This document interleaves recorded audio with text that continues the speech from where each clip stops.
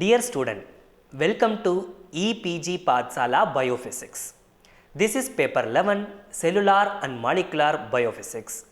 This is module 33. In this module, we will discuss enzyme-linked immunosorbent assay, that is ELISA. I am Dr. Karthikeyan Pettusamy from All India Institute of Medical Sciences, New Delhi. Now, let's begin with the introduction of ELISA. Enzyme-linked immunosorbent assay is one of the most common immunoassay technique used in both research laboratories and diagnostic laboratories. ELISA is used for the detection and quantification of biological substances such as proteins, peptides, antibodies and hormones. First of all, we should know what is an immunoassay because ELISA is an immunoassay, right? So, we should know what is an immunoassay. Immunoassay is an analytical technique used for the quantification of an analyte based on antigen-antibody reaction. We all know that antigen-antibody reactions are highly specific. This specificity and the high affinity of antibodies for their antigens coupled with the ability of antibodies to cross-link antigens allow the identification and quantification of specific substances by a variety of immunoassay techniques. Now, let us discuss about the labels we use in immunoassay. What is the meaning of label? Label can be an enzyme, it can be a radioactive substance, it can be a chemiluminescent substance, it can be a fluorometric substance. Either antigen or antibody can be labeled in immunoassay. The labeled component of immunoassay is also known as a tracer. Based on the type of the label, immunoassay can be classified into the following types. RIA, that is radioactive immunoassay. ELISA, enzyme-linked immunosorbent assay. FIA, fluoroimmunoassay. And the fourth one is CLIA, that is chemiluminescence immunoassay. So, we have seen the four types of immunoassay. Now, let me tell you the components of immunoassay in all these four types of immunoassay. All you need is antibodies, okay, because immunoassay is an antigen-antibody reaction. So, you need antibody. The antibody can be only one or it can be more than one. It depends upon the type of immunoassay. In immunoassay, there is antigen-antibody reaction, right? So, you should separate antigen-antibody complex and the unreacted antigen and antibodies. So, there should be a system to separate these two. That is very, very important for in any immunoassay. And you should be able to detect the label. For example, there is fluorescence coming, you should detect that fluorescence, okay? That is a method for detection of the label. Finally, for any analytical technique, we need standards, that is the known concentration of antigen and antibody we use so that we can know the output, okay? Standards and calibrators as in any type of assay we need in immunoassay, okay? Let's begin with radioimmunoassay. This is the assay developed by Dr. Rosalind Yalow and Dr. Salomon Berson, okay? They developed this technique and they detected human insulin. In the year of 1977, Dr. Yalow was awarded Nobel Prize in Physiology or Medicine, but Dr. Berson was no more at that time. RIA is a competitive binding assay in which radio-labeled antigen competes with the known unlabeled antigen, that is standards, or the unknown unlabeled antigen, that is your samples, for the binding site of the fixed amount of antibody. So, what you are seeing is the illustration of radioimmunoassay technique. Let me go one by one. You start from the beginning. A known concentration of the radio-labeled analyte, that is your antigen, is allowed to react with the antibody. Then we add unlabeled antigen. This unlabeled antigen is known as cold antigen. You can see that it is denoted in the red colored triangle, that is your unlabeled antigen. This unlabeled antigen will now compete for the binding sites of the antibodies. So, if the more unlabeled antigen is there, it will proportionately displace more labeled antigen. Okay. The second antibody against the first antibody. Now, you can see here in this diagram, we are adding the second antibody. It is yellow in color. Okay. Now, this second antibody against the first antibody will now separate the antigen antibody complex, because we have already seen that separating the bound from unbound form is very, very important. This can be achieved by two ways, using Cephedex bound antibodies. Cephedex, you know that Cephedex beads. So, now the antibodies are bound to Cephedex beads. Once you do centrifugation, what will happen? This antigen antibody complex will be separated. Or we can also use microtiter plates. Here the unbound form is just washed off. So, to separate bound and unbound form, either you use Cephedex beads or you use microtiter plates. So, this is the standard curve. I have already told you that we use standards or calibrators. A standard curve is plotted for the known concentrations of unlabeled antigen added and the amount of labeled antigen bound to the antibody. Using this curve, the amount of unlabeled antigen present in the unknown sample, that is your serum, can be easily calculated. Now we are coming to our topic, that is ELISA. ELISA is the simplified and modified version of RIA. The principle is similar. The advantage is that it eliminates all the hazards associated with radioactivity, and the equipments needed for measuring the radioactivity are all not needed in ELISA. Moreover, for performing radioimmunoassay, you have to get permission from Radiopharmaceutical Division of BARC, that is Bhabha Atomic Research Center. In ELISA, there is no need to get all this permission. Now, let us see the properties of ELISA. ELISA is simple, sensitive, versatile and quantifiable. Let us see what is the meaning of each and every term. It's simple. We have already seen that unlike radioimmunoassay, we don't need any radioactive labels. So, it is very simple. We just use microtiter plates. Sensitive. There is signal amplification in ELISA. So, even a minute concentration of antigen can be detected. Okay. The sensitivity is similar to radioimmunoassay. Versatile. The same analyte can be detected by various systems. Okay. So, it is versatile. Quantifiable. The color produced can be read by multi-channel spectrophotometer. The color can be read by 450 nanometer. It all depends upon the label we use, enzyme label we use. Depends upon that we can read the output. The data can be stored and analyzed statistically for future reference. Now, let us see the types of ELISA. There are 4 types of ELISA: direct ELISA, indirect ELISA, sandwich ELISA, competitive ELISA. In the further slides, we will discuss each type of ELISA. Now, let us begin with direct ELISA. In direct ELISA, either the antigen or the antibody can be labeled. In direct antibody labeled ELISA, the antigen attached to the solid phase is reacted directly with an enzyme labeled antibody. So, as you can see in the diagram, there is only one antibody and that antibody is labeled to enzyme. That is why this is direct ELISA. Directly you are adding antibody. Okay. Advantages of direct ELISA is that it is quick because only one antibody. So, there is fewer steps are there. If you use another antibody, that is secondary antibody, the secondary antibody can cross react. So, now as we are not using any secondary antibody, there is no cross reactivity. Direct ELISA has a lot of disadvantages.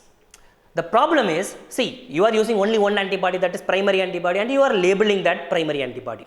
When you label that antibody, the immunoreactivity of that antibody can be lost.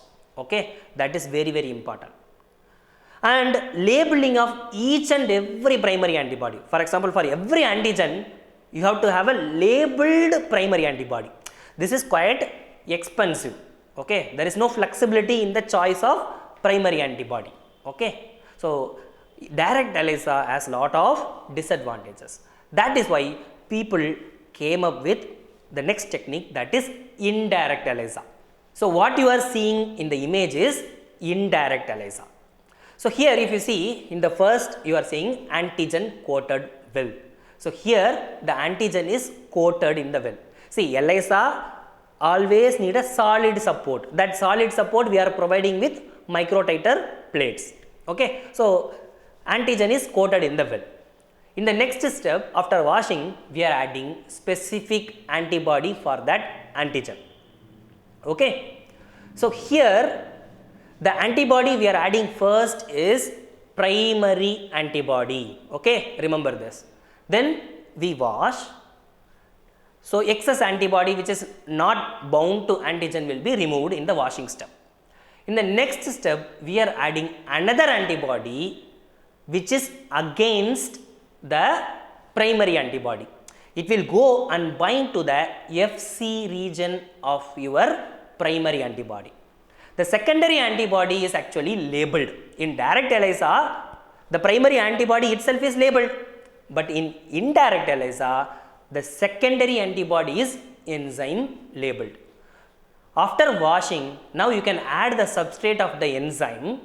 Now this enzyme will convert the substrate into colored product.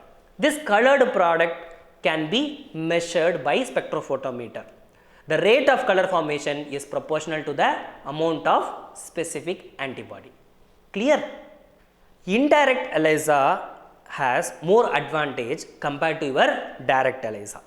They are a wide variety of labeled secondary antibodies are available.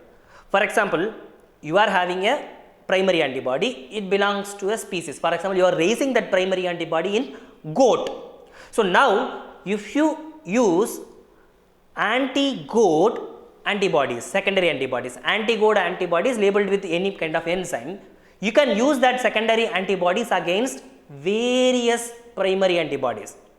Even though the primary antibodies are detecting different antigen, their Fc region will be similar. So, you use only one secondary antibodies for hundreds of primary antibodies. Okay. So, this is cost effective. Okay. So, that is why indirect ELISA is versatile. Here we are not labeling the primary antibody. Okay. The primary antibody is unlabeled. So, in direct ELISA what we have seen, when you label the primary antibody, the immunoreactivity of the antibody will be lost. But here we are labeling only secondary antibody, primary antibody is the one which is going to bind to the antigen. So, there is no chance of loss of immunoreactivity.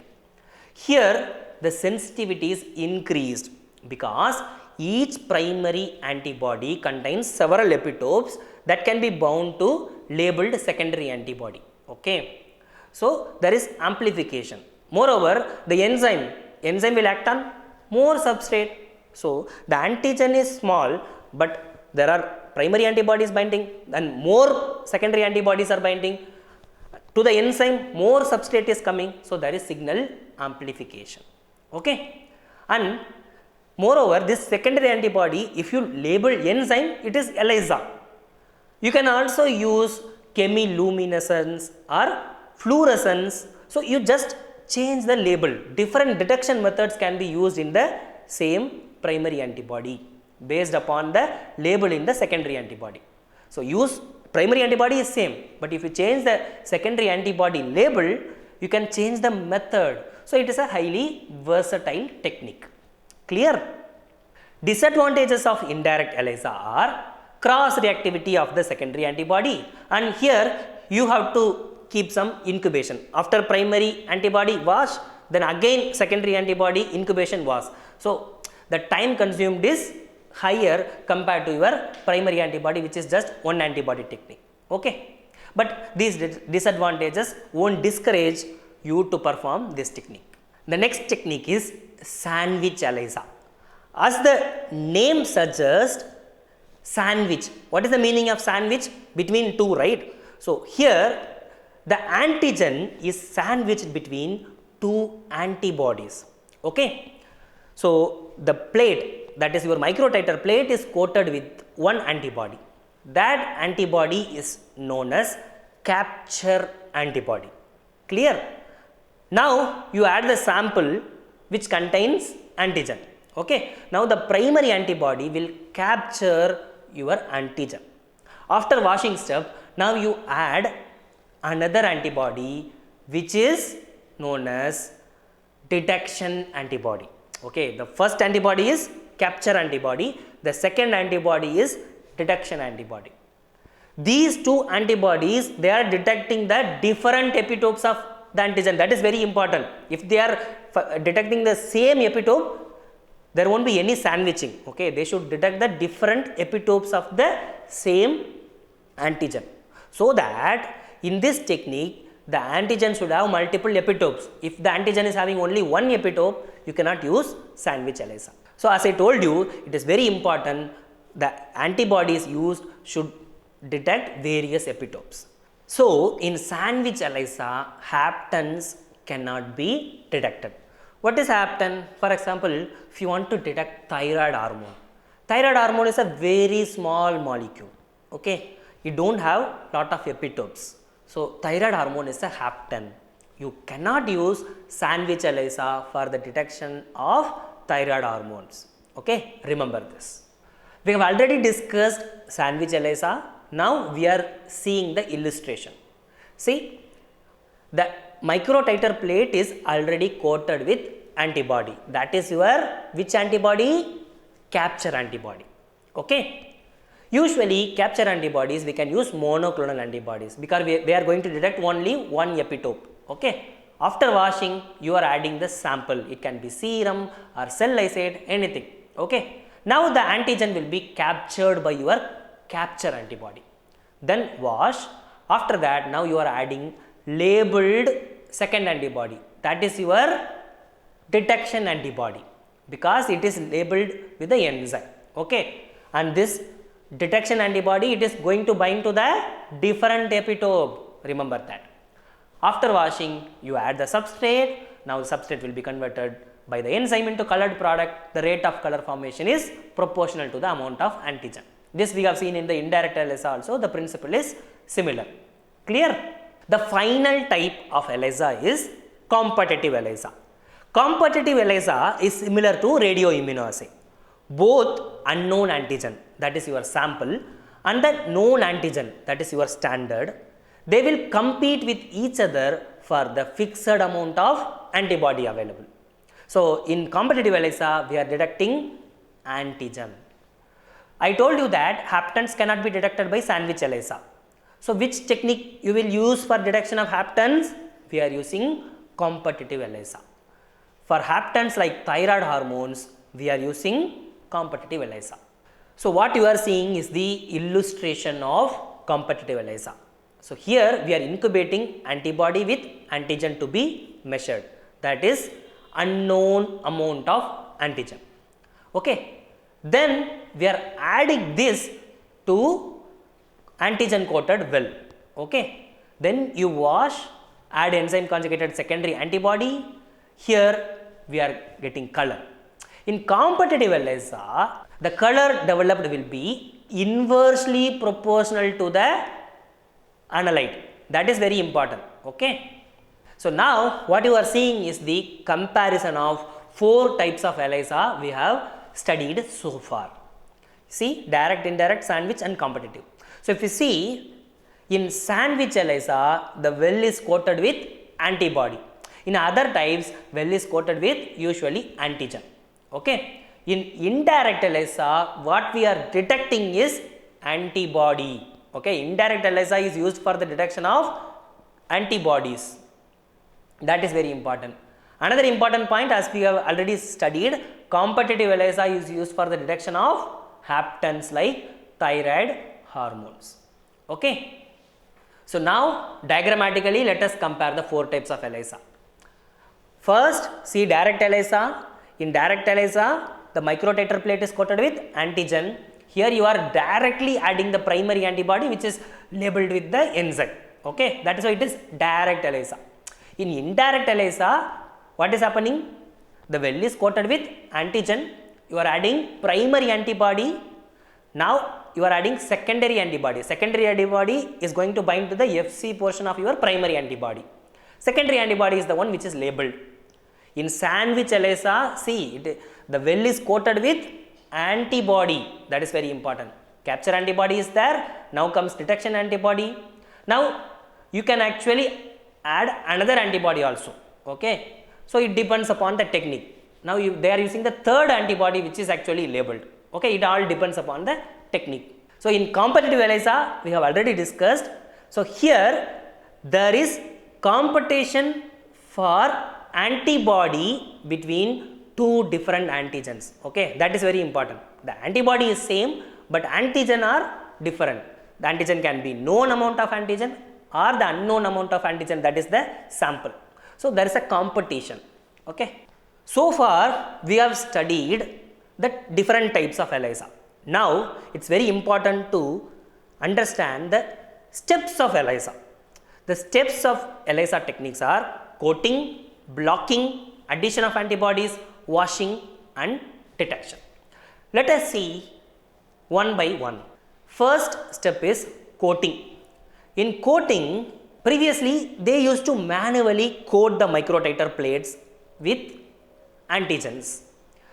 Here, because of the hydrophobic interaction, there will be coating. Nowadays, pre-coated ELISA kits are available. Okay, pre-coated kits have advantage. There is no time consuming. For coating, overnight coating step is needed. If you use pre-coated ELISA plates, that time is saved. Next is blocking. So in coating, we have seen that antigen is coated in the microtiter plate. This antigen is not going to bind to the entire surface of your microtiter plate. There will be empty space. If you add the antibody can go and bind to the empty space, right? So now we have unwanted antibody binding. Okay. To avoid this, we use this blocking. Blocking is done after coating and it ensures that there is no empty spaces are left in the plate surface. Blocking buffers are used to prevent non-specific binding of proteins to the plate. Optimal blocking buffer maximizes the signal to noise ratio. We will see what is that signal to noise ratio in the detection technique. As you can see in the image, this yellow colored triangle is the antigen. Okay. You see the antigen is binding only to a few space. There is lot of space left. So we have to ensure that there is no empty space left in the plate. So we are blocking this empty space with following proteins. For example, you can use 1% BSA, that is your bovine serum albumin. 1% BSA is the most commonly used blocking technique. Okay. You can also use serum, you can also use non-fat dry mill or casein or gelatin in phosphate buffered saline, that is your PBS. So you use blocking buffer. This is very, very important. Clear? So I was telling you about signal amplification, right? Let us see what is signal amplification. This we have already discussed in indirect ELISA, but still let me repeat again so that you can understand better. Enzyme labeled secondary antibodies are responsible for signal amplification. Each primary antibody can be bound by more than one secondary antibody. Okay. Similarly, each enzyme will process multiple substrate into colored product, right? So this leads to amplification of the signal, initial signal. Initial signal is the antigen. Okay. So now one antigen can be bound by many antibodies, many primary antibodies can be bound by many secondary antibodies, and the secondary antibody is labeled with enzyme. One enzyme can catalyze the conversion of thousands of substrate into product. So there is amplification in each step. Clear? So this signal amplification is responsible for the high sensitivity of ELISA. The final step in all ELISA system is detection step. So in detection, we use enzyme substrate system. The enzyme converts substrate into a detectable colored product. We use commonly two enzymes. They are horseradish peroxidase and alkaline phosphatase.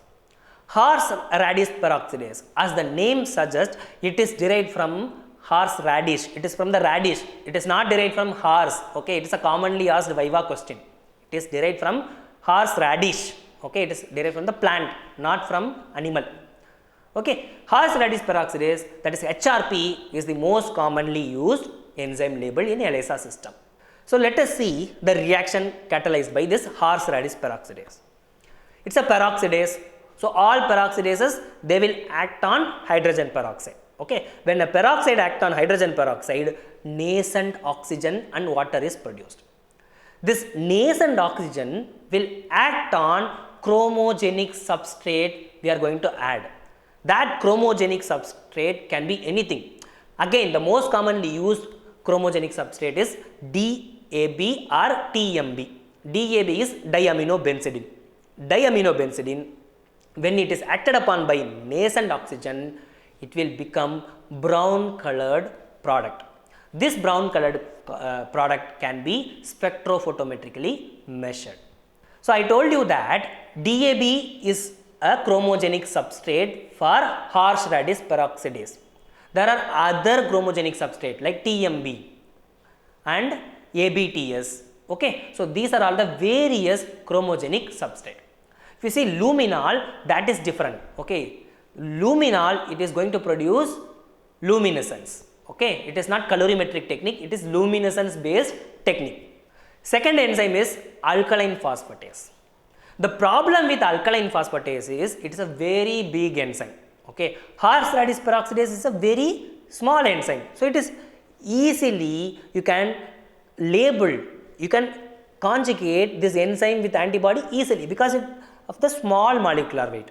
But alkaline phosphatase has high molecular weight. Okay, but still they use alkaline phosphatase also for some ELISA systems. As the name suggests, phosphatases are hydrolases. They will go and cleave phosphate. You see in the image, fluorescent diphosphate is there. Now alkaline phosphatase will act on the fluorescent diphosphate. It will cleave the phosphate. Now fluorescein is free, so it will produce color. Okay, so these are all the chromogenic substrate used in alkaline phosphatase. As we have already seen that all the chromogenic substrate, they will have phosphate, nitrophenyl phosphate NPP, para nitrophenyl pyrophosphate PNPP, bromochloroindolyl pyrophosphate. See, there is a phosphate. In BCIP, we use nitroblue tetrasodium to enhance the color. Okay, then fluorescent diphosphate. So all these chromogenic substrate, they have phosphate. What you are seeing is the various types of detection technique. So far we have seen about colorimetric technique. Substrate is produced into colored product. There are other types of detection like chemiluminescent detection and fluorescent detection. Nowadays, this CLIA, chemiluminescent immunoassay, is taking the place of ELISA, at least in diagnostic laboratories. ELISA can also be automated, and this chemiluminescence assay can be highly automated. Okay, because of this automation facility, diagnostic laboratories, they are nowadays using this chemiluminescence assay for detection of hormones, tumor markers and all. Okay, so chemiluminescence and fluorescence, these are all the other detection methods. Finally, it is very important to differentiate ELISpot from ELISA. ELISpot technique is similar to ELISA, but it is different. An ELISpot plate with a polyvinylidene fluoride, that is PVDF membrane, is coated with a cytokine specific antibody. So in ELISpot, this technique, we are going to find number of cytokine producing cells. So to detect the number of cytokines producing cells, we are coating the plate with cytokine specific antibody, that is your capture antibody. Now you add cells. The cells can be cultured or it can be thawed from storage or freshly isolated cells.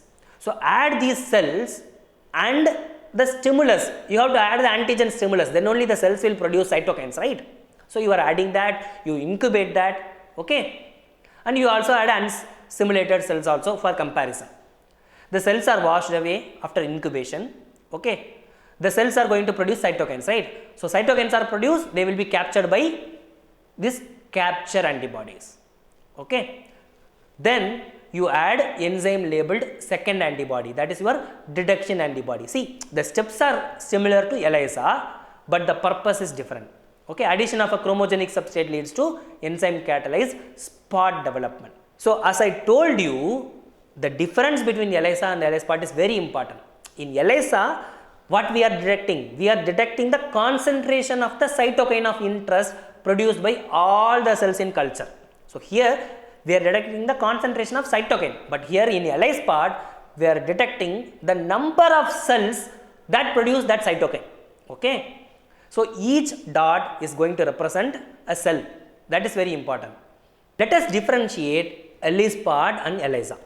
In ELISA, we are detecting the concentration of cytokine produced by a cell. Okay. So here it is concentration, that is amount. But in ELISpot, we are detecting the number of cells that secreted that cytokine.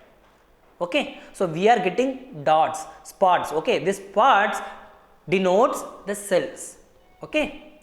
In ELISpot, you can detect parallel secretion of two proteins by the same cell, but in ELISA you cannot do that. Detection and color production is happening in the cell culture plate in ELISpot, but in ELISA it is all happening in the supernatant. Okay, and it is happening in the ELISA plate. It is in the microtiter plate. Here it will be like cell culture plate.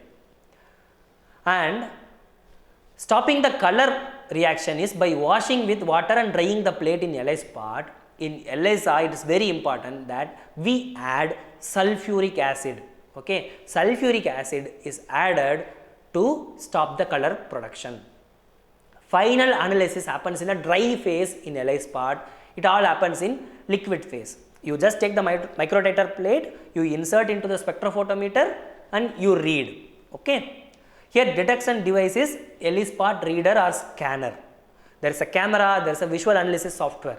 So this ELISpot device is sophisticated compared to your ELISA reader. ELISA reader is nothing but a spectrophotometer. It's very simple. Clear?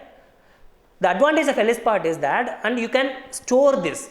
You can do further analysis of the ELISpot culture plate. Okay, it's dry, you can store it.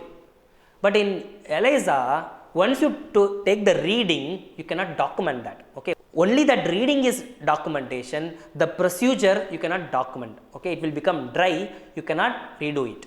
Clear? I hope you have understood various principles of ELISA, various techniques in the ELISA, the difference between ELISpot and ELISA. Now, let me summarize what we have studied so far.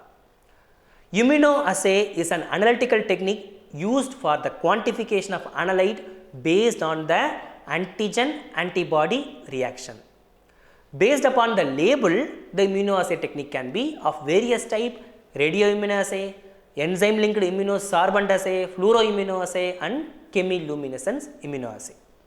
Radioimmunoassay is a competitive binding assay in which radio-labeled antigen competes with the known unlabeled antigen, that is standard, or the unknown unlabeled antigen, that is your sample, for the binding site of a fixed amount of antibody. ELISA is the simplified and modified version of RIA. ELISA is simple, sensitive, versatile and quantifiable. Direct ELISA, indirect ELISA, sandwich ELISA and competitive ELISA are the four types of ELISA we have already studied. Big molecules are detected in the sandwich ELISA, while small molecules, that is haptens, are detected in the competitive ELISA. 1% bovine serum albumin is used in ELISA for blocking. We use microtiter plates, that is polystyrene plates, for solid support. Okay, that is why that word immunosorbent, that sorbent is that polystyrene plate, that solid support is that immunosorbent. Okay. Enzyme labeled secondary antibodies are responsible for the signal amplification. Horseradish peroxidase and alkaline phosphatase are the two most commonly used enzyme labels in ELISA. Chemiluminescence assay is taking over the role of ELISA, at least in diagnostic laboratories. ELISpot is an immunoassay technique used to find out the number of cells that secrete a particular protein. For example, it can be a cytokine, it can be a growth factor. So, with this we are completing module 33, enzyme linked immunosorbent assay.